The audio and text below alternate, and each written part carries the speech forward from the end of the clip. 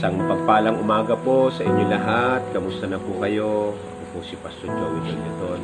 Please samahan niyo po ako dito sa ating morning devotion. Makikita natin sa aklat ng mga awit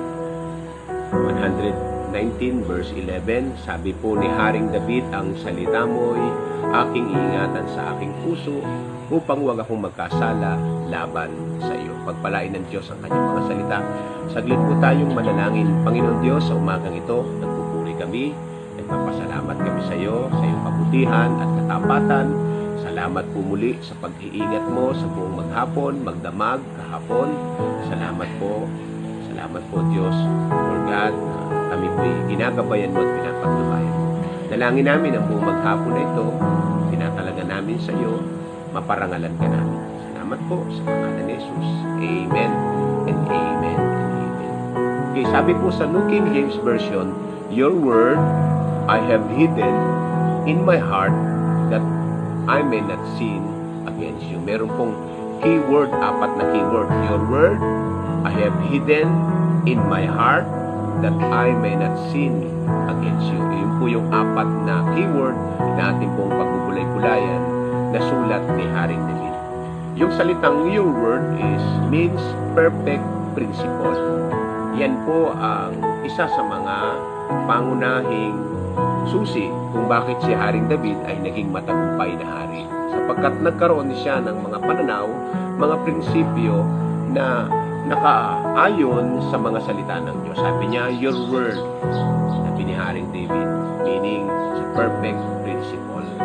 Pinagpala si Haring David, sabi po ng Bible, si David ay nabuhay ng mahaba, marangal, at mayaman. Makita natin yun. Bakit? Kasi yung prinsipyo niya ay ang mga salita ng Diyos.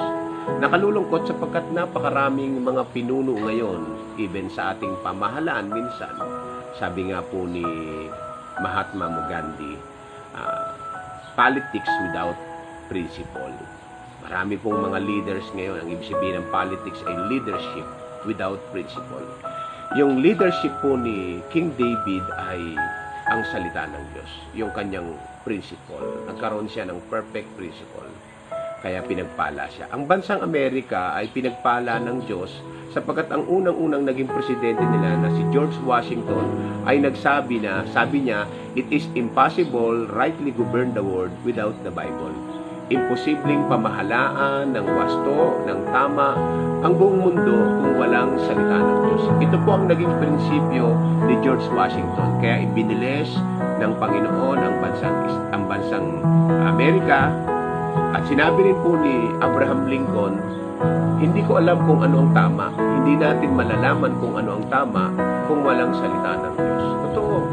Si Abraham Lincoln din po ang naging prinsipyo niya ay ang mga salita ng Diyos. Katulad ng ating pinag-uusapan ngayon, si Haring David ang kanyang naging prinsipyo ay ang mga salita ng Diyos. Nagkaroon siya ng perfect principle. Ang leadership niya, kapag hindi sinasabi ng Panginoon, hindi niya gagawin. Kaya naging maunlad, matagumpay na hari si David sa kasaysayan ng bayang Israel at ng salita ng Diyos. Pangalawang keyword na makikita natin dito, sabi niya, I have hidden perfect investment. Hindi po ang mga material na bagay, hindi po ang bahay, hindi po ang alahas, hindi po ang lupa o ang sasakyan o ano pa mang mga bagay, mga business.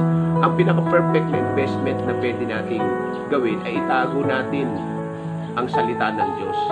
I-hidden natin, mag-impok tayo ng kayamanan sa langit katulad ng sinabi ng ating Panginoon sa aklat ng Mateo, mag-ipon kayo ng kayamanan sa langit sapagkat sa langit ay walang mga tanga na naninira. Tama po, katulad ng nangyayari sa atin ngayon. Kahit mayaman, mahirap ay pantay-pantay. Makita natin. Nagkakaroon sila ng worry, nagkakaroon sila ng panic. Bakit? Kasi ang investment nila nalulugi, may pagkalugi talaga. At maraming mga company ngayon na nagbabargain sila ng kanilang mga produkto para hindi sila malugi. Bakit? Kasi dito sa mundo ay wala talagang yung tinatawag na stability. Wala. Si David po, ang investment niya, ang mga salita ng Diyos. Lagi niyang itinatago, nagre-remind sa kanya yon kung meron siyang gagawin, meron siyang plano, meron siyang mga investment. Sa ating pong buhay, mahalaga yun na meron tayong investment ang mga salita. At ang sabi rito sa pangatlo, in my heart, excuse me, in my heart means perfect place. Kung meron man tayong perfect investment, lagay natin ito sa perfect place. Ito po ay ang ating mga puso.